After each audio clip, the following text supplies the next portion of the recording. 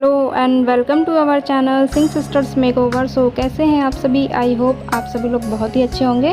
तो चलिए आज हम आपको दिखाते हैं हरितालिका तीज की पूजा कैसे की जाती है और क्या होता है इसमें।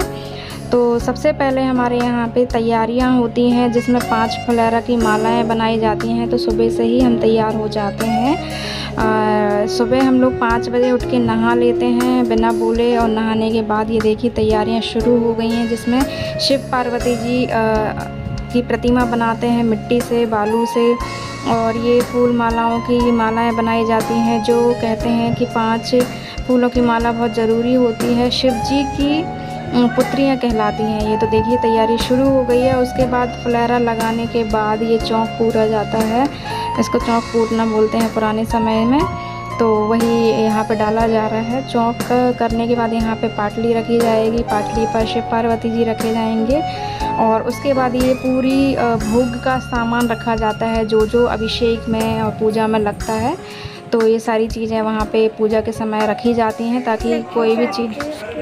इसके बाद पंडित जी को बुलाकर यहाँ पे पंडित जी के मंत्रोच्चारण से पूजा संपन्न की जाती है।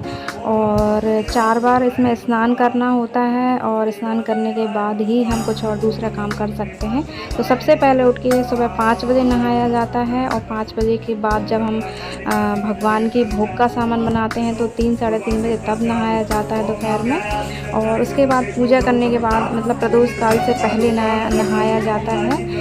मतलब 7:30 बजे या 6 बजे नहा लो, उसके बाद पूजा करो। और उसके बाद जब विसर्जन होता है सुबह मॉर्निंग में 4 या 5 बजे विसर्जन हो जाता है, या 6 बजे तक मुहूर्त जैसा होता है। विसर्जन होने के बाद हम उस टाइम पे ही नहाते हैं, और मतलब विसर्जन होने से पहले नहाते हैं और शिव जी की आरती करते हैं, और फिर उसके बाद विसर्जन होता है। तो कुछ इस तरीके से हमारे यहाँ पूजा होती है। आपके यहाँ पे कैसी होती है आप मुझे ज़रूर कमेंट करके बताइएगा। और इसमें क्या है कि ना ही इसमें पानी पीते हैं और ना ही चाय पीते, कुछ भी नहीं करते हैं। 12 बजे के बाद ही जिसको चाय पीना होता है, पानी पीना होता है, वो कर सकता है। और फिर उसके बाद ये देखिए आप, जैसे कि यहाँ देख सकते हैं आरती शुरू हो गई है। पूजा संपन्न होने के बाद, अभिषेक होने के बाद आरती संपन्न हो गई है।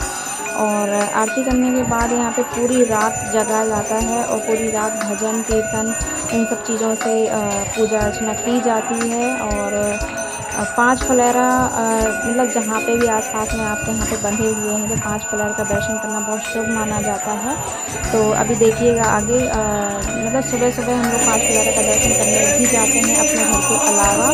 तो यहाँ पे आरती हो रही है। आरती संपन्न होने के बाद भजन किए जाते हैं। भजन करने के बाद ही कुछ और होता है, मतलब कि भजन करने के बाद जैसे रात भर भजन चलता रहता है, और भजन होने के बाद आप फुलेरा के दर्शन करने आप आसपास में जहाँ पे बंधा हुआ है वहाँ जा सकते हैं फुलेरा के दर्शन करने के लिए। और 4 बार ही यहाँ पे मतलब हवन होता है। हवन में हम आहुतियाँ देते हैं, 5 आहुतियाँ देते हैं। तो देखिए आप यहाँ पे भजन कर रही हैं लेडीज़।